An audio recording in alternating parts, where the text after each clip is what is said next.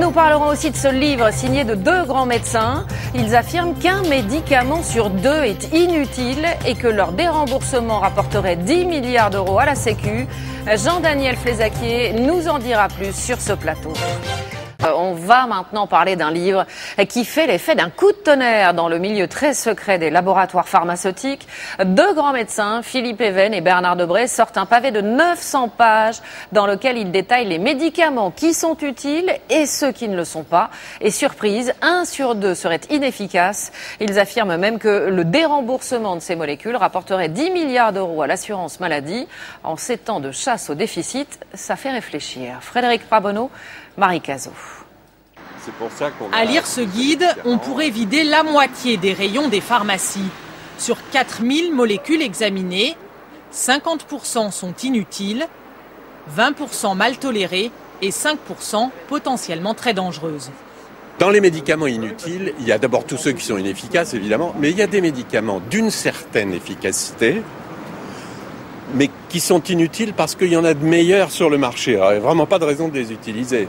Les médecins, réunis en congrès à Paris ce matin, sont plus nuancés. C'est toujours l'évaluation du bénéfice-risque. Si un médicament apporte beaucoup de bénéfices, on peut tolérer un certain risque.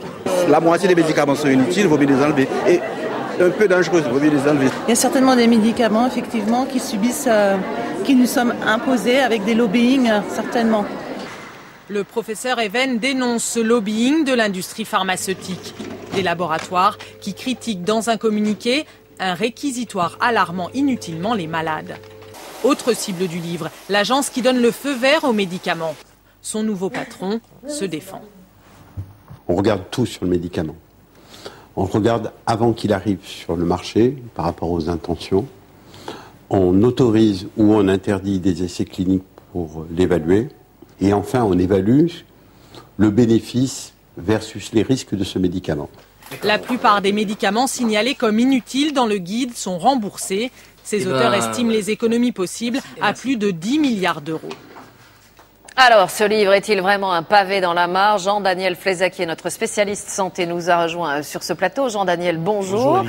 Paradoxalement, vous nous dites que non. Expliquez-nous pourquoi. Je dirais que non, parce qu'il y a environ une quinzaine d'années, deux grands spécialistes du médicament, les professeurs Giraud et Agege, avaient déjà publié un guide du médicament où ils notaient ses spécialités de 0 à 20 et qu'en 15 ans, on voit qu'on a renvoyé très peu de mauvais élèves et que les déremboursements et surtout les retraits du marché se sont faits à dose homéopathique. Pourquoi, Jean-Daniel, aucun gouvernement ne s'est emparé de ce problème pour faire des économies, tout simplement? Parce que la raison, elle n'est pas franchement médicale. C'est parce que en France, le tissu industriel de la pharmacie, c'est fait de petits laboratoires qui vivent souvent sur une ou deux spécialités qui sont assez rentables et qui font le chantage à l'emploi. Ils disent si vous nous retirez le remboursement, on va mourir et on ferme. Et comme ils ont souvent la bonne idée d'implanter leurs usines dans des circonscriptions de personnalités politiques influentes, c'est un argument qui marche très bien.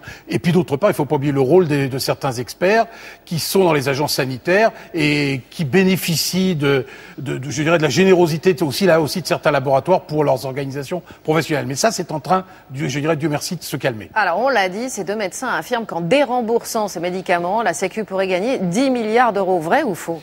Alors, ce serait pas inutile, puisqu'aujourd'hui, on a appris, par exemple, que le régime général de la sécurité sociale va être en déficit de 14,7 milliards cette année, 1 milliard de plus que prévu. Alors, les 10 milliards, je pense que ce n'est pas exactement le chiffre à attendre, parce qu'on s'est aperçu que lorsqu'on dérembourse, certains médecins réorientent leurs ordonnances et vont prescrire d'autres médicaments qui, eux, sont toujours remboursés, et en général beaucoup plus cher que celui qui a été déremboursé. Donc, on fera sûrement des économies, mais probablement pas à cette échelle-là. Merci à vous, Jean-Daniel Flézaquier. Je rappelle l'adresse de votre blog www.drjd.com.